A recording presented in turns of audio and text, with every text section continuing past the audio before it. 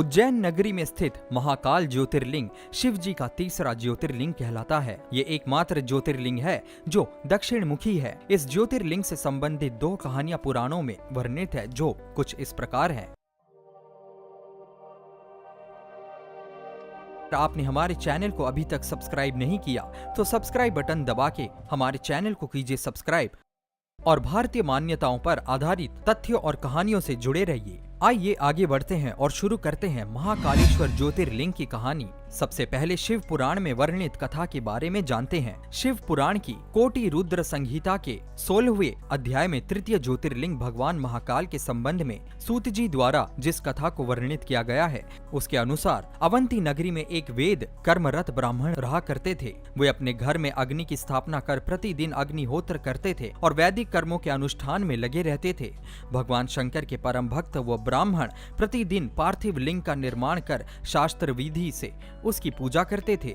हमेशा उत्तम ज्ञान को प्राप्त करने में तत्पर उस ब्राह्मण देवता का नाम वेदप्रिय था। वेदप्रिय स्वयं ही शिव जी के अनन्य भक्त थे, जिसके संस्कार के फलस्वरूप उनके शिव पूजा परायण ही 4 पुत्र हुए। वे तेजस्वी तथा माता पिता के सद्गुणों के अनुरूप थे।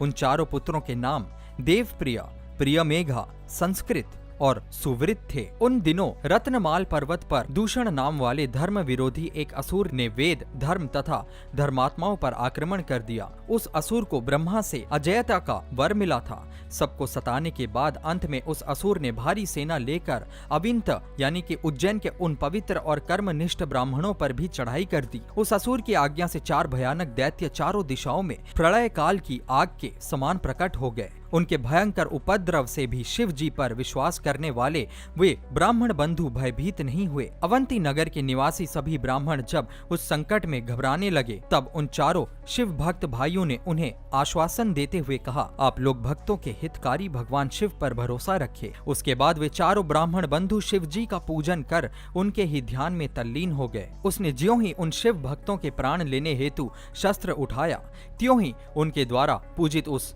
पार्थिव लिंग की जगह गंभीर आवाल के साथ एक गड्ढा प्रकट हो गया और तत्काल उस गड्ढे से विकट और भयंकर रूपधारी भगवान शिव प्रकट हो गए। दुष्टों का विनाश करने वाले तथा सज्जन पुरुषों के कल्याणकर्ता वे भगवान शिव ही महाकाल के रूप में इस पृथ्वी पर विख्यात हुए। उन्होंने दैत्यों से कहा, अरे दुष्टों, तुझ जैसे हत्यारों के लिए ही मैं महाकाल प्रकट हुआ हूँ।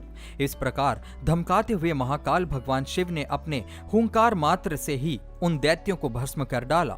दूषण की कुछ सेना को भी उन्होंने मार गिराया और कुछ स्वयं ही भाग खड़ी हुई।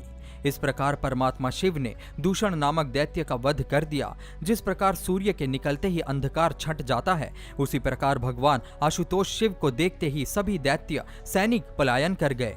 देवताओं ने प्रसन्नता पूर्वक अपनी दंदुभियां बजाई और आकाश से फूलों की वर्षा की।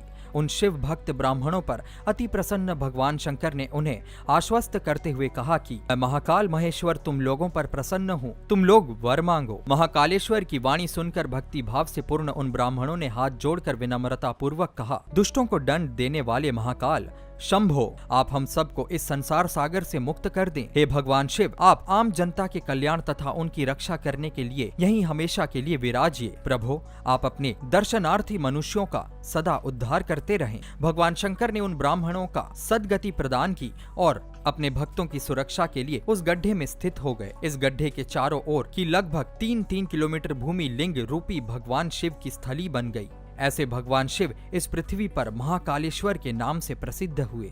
तो दोस्तों, ये थी महाकालेश्वर ज्योतिर्लिंग की कहानी। ये वीडियो आपको कैसी लगी हमें कमेंट के माध्यम से अवश्य ही बताएं। वीडियो को ज्यादा से ज्यादा लाइक और अपने दोस्तों के बीच शेयर करें।